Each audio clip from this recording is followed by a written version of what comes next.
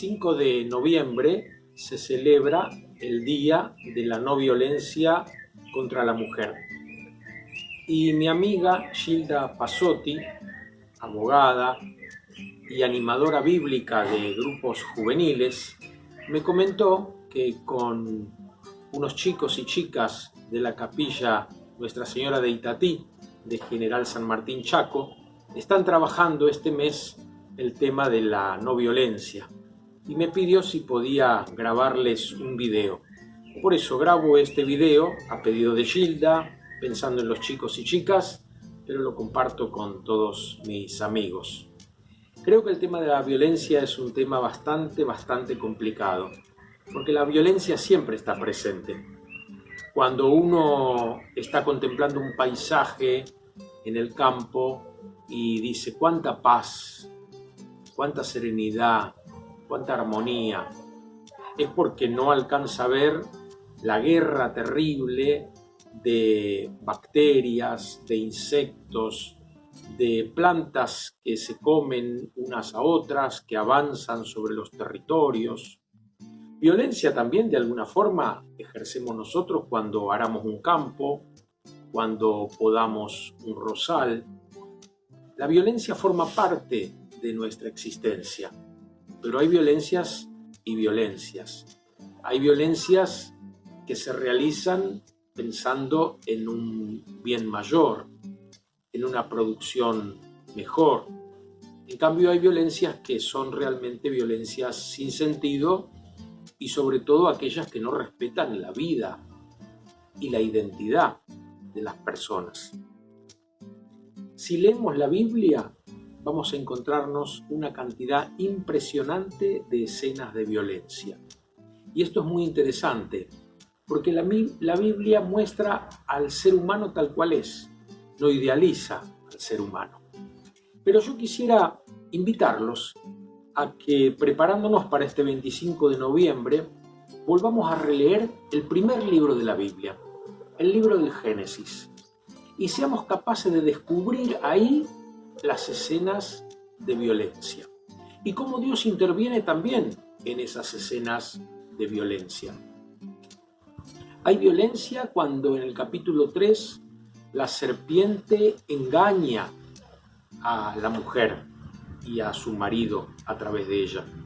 Hay violencia en el capítulo 4 con Caín y Abel, y ahí se dispara una espiral de violencia, hasta Lamec, el padre de Noé, que dice: si Caín fue vengado 7 veces, Lamec será vengado 70 veces 7.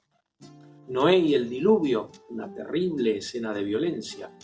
Violencia y corrupción de la humanidad y hasta una intervención, en cierto modo violenta, podríamos decir, de Dios, que decide acabar prácticamente con la humanidad, salvo con Noé, que de esta forma, él con su familia y juntando 2 animales de cada especie, vuelven a ser una nueva escena de creación.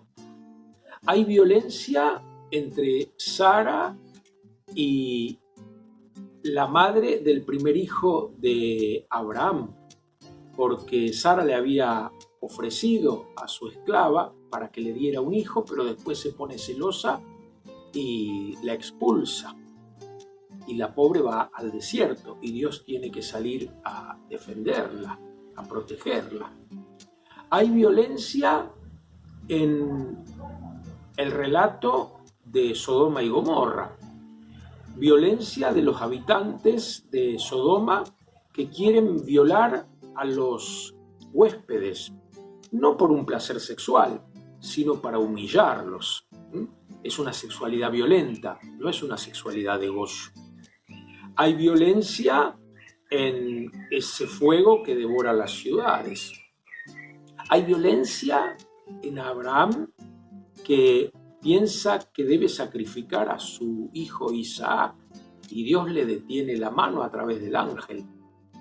Y podemos seguir leyendo el libro y vamos a encontrarnos un montón de escenas de violencia.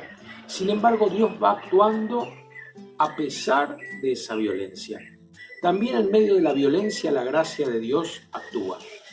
Y sé que estos chicos están pasando un momento especialmente doloroso porque una amiga de ellos fue encontrada asesinada o muerta. Suponen que fue un asesinato, otros dicen que fue un accidente. Todavía creo que no se esclareció el caso.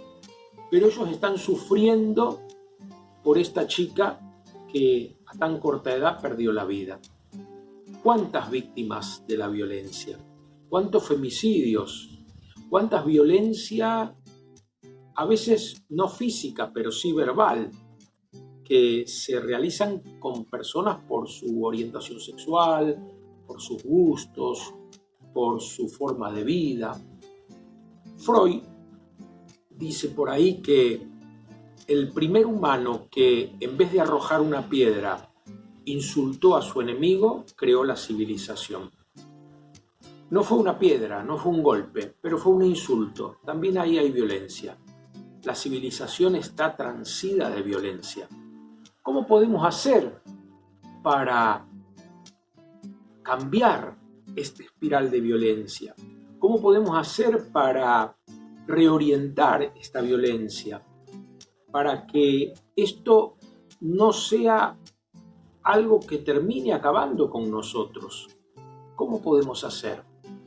Bueno, creo que se han dado muchas recetas a lo largo de la historia. La cuestión es buscar la que más nos convenza. Según el Evangelio de Lucas, una de las últimas palabras de Jesús, en el capítulo de la narración de la pasión, Jesús dice: perdónalos, Padre, no saben lo que hacen. El perdón es una forma de salir de esa espiral de la violencia. El perdón es una manera de no involucrarse en esa línea de violencia sin fin. Ese sería un camino.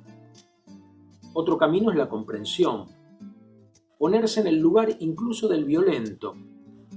Les cuento una historia. En una oportunidad estaba yo predicando un retiro y una señora vino a verme porque estaba muy angustiada. Su padre había sido un tremendo golpeador. Y entonces ella me contaba su historia de dolor, de sufrimiento, de humillación, y lloraba a mares. Cuando terminó de hablar, yo simplemente le dije: pobre tu papá. Después de unos años volvimos a encontrarnos en otro retiro y ella dio testimonio de ese encuentro que tuvo conmigo y dijo: cuando él me dijo pobre tu papá, me di cuenta que mi papá también era una víctima de la violencia, una víctima que no había salir de esa espiral de violencia. Y ahí lo empecé a comprender y ahí lo comencé a perdonar. Perdonemos entonces también nosotros a todas las personas violentas. Perdonemos y comprendamos muchas situaciones de violencia, pero eso sí, digamos basta. Nunca más, ni una menos, ni uno menos, porque todos somos necesarios. Ninguno es imprescindible, pero todos somos necesarios. Por eso Dios nos ha dado el don de la vida y pedirá cuenta a aquel que arrebate la vida a alguno de sus hermanos o hermanas. Que el Señor nos ayude a construir un mundo mejor. Confiamos sobre todo que los jóvenes, que las nuevas generaciones hagan su aporte valioso y mejoren lo que nosotros le dejamos. Adelante, a no bajar los brazos, porque un mundo mejor es posible.